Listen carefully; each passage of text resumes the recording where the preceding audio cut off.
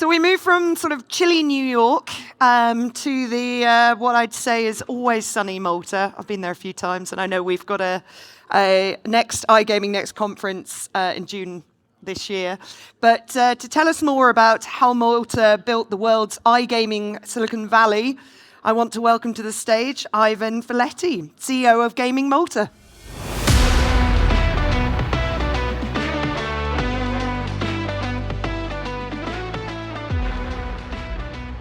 It's a pleasure being here, all the way from a little island in the Med, all the way to New York.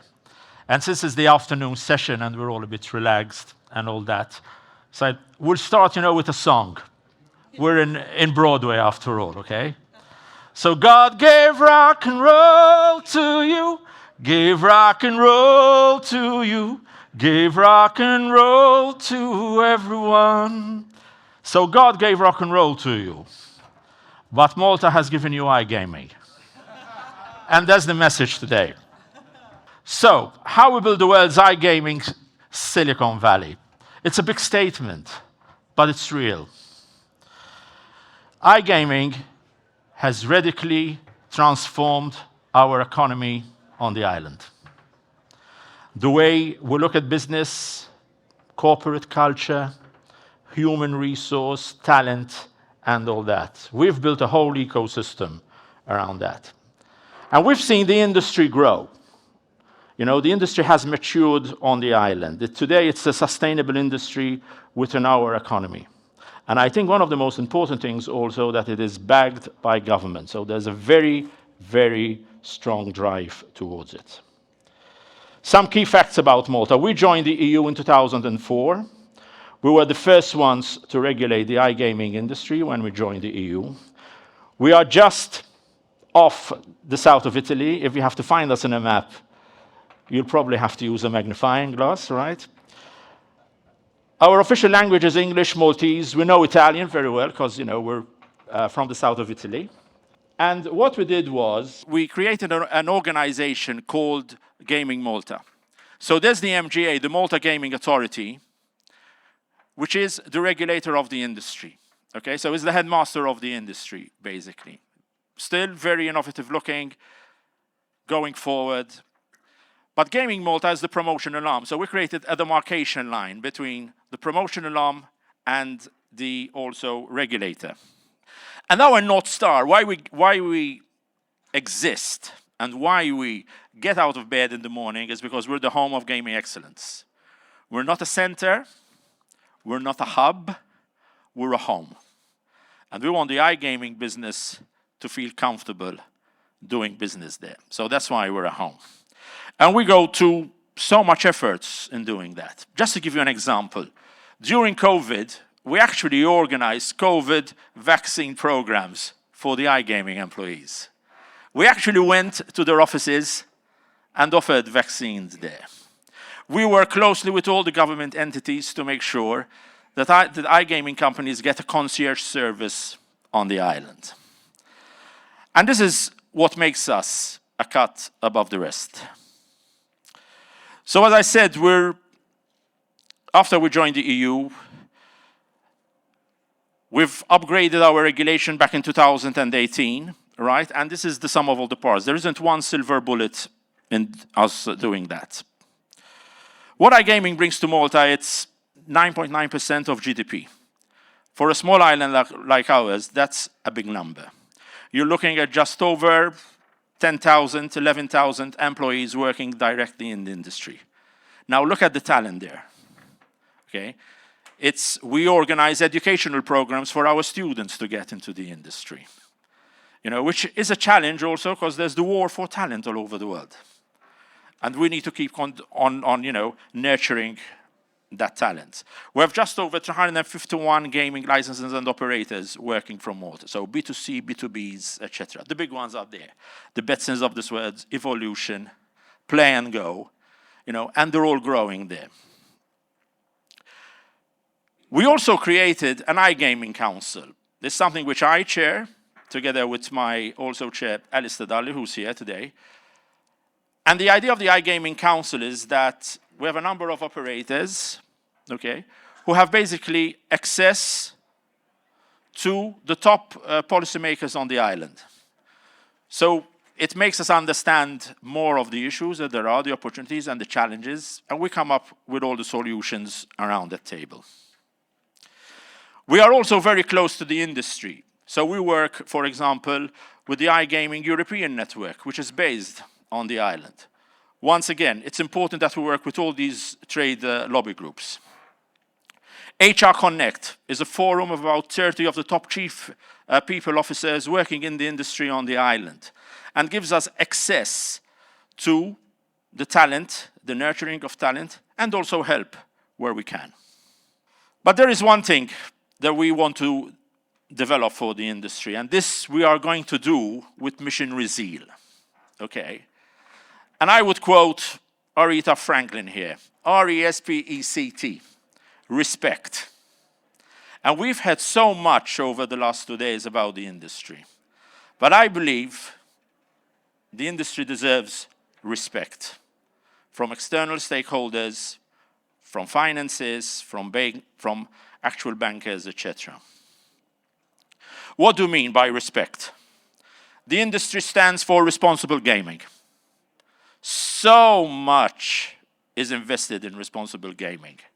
There's so much that we're learning about responsible gaming. So many organizations today are including the responsible gaming measures within their annual reports also. Entertainment. We're entertainment. That's what we do. That's what we sell. Every minute, every second, we're selling entertainment. Speed. The industry moves at speed. Once again, I always, get the example of COVID. Within 24 hours, 48 hours, when we were on lockdown, the industry was operating remotely. We didn't miss a beat. Probably it was one of the industries on the island which basically didn't suffer with COVID. It's made up of professional people.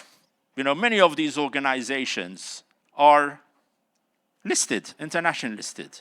You can't do that if you don't have a great team around you. This is not an industry of cowboys. This is an industry of serious management. Enhanced due diligence. Probably it's the most regulated industry around. Okay? And we want it that way. And we're learning of how to do that also. Consistency. It's consistent growth from one year to the next. And it's talent. And this is something which really drives us, Anywhere you are, or how old you are. Today I was actually speaking to Magnus, right? From Play and Go. I can mention it, Magnus, right? 60 years old. He came into the industry at that age as a CFO of an organization. That to me is wow. That to me is wow. Bringing all the experience of the previous years from the beverage industries, getting into the industry, being embraced by the industry, and making it work. That's why we're proud of the industry, and it's an honor and a privilege to work in this industry. It's data. When people ask us, so what's the industry all about? I've sat down with bankers, squirming in their seats, because then it's Vice. No, it's tech companies, guys. It's tech companies. For 15 years of my life, I sold beer. I was head of marketing of a brand called Chisk in Malta, which is a beer brand. It doesn't mean I wanted people to become alcoholics, but we wanted people to be entertained and to enjoy themselves. And the industry will continue to growing when it comes to tech. It's young, diverse, international, and inclusive. We see so many events going on in Malta on equality and diversity, LGBTQ. On the Pride Parade, you see iGaming companies taking part of that, and we welcome that. What makes us attractive? The good wages, flexible working hours, but there's a lifestyle, which, quite frankly, we take it a bit for granted. But I remember the Nordics tell me we will never go back to living to 9 months of darkness. The sun helps. You wake up in the morning and it's blue skies. It's beautiful.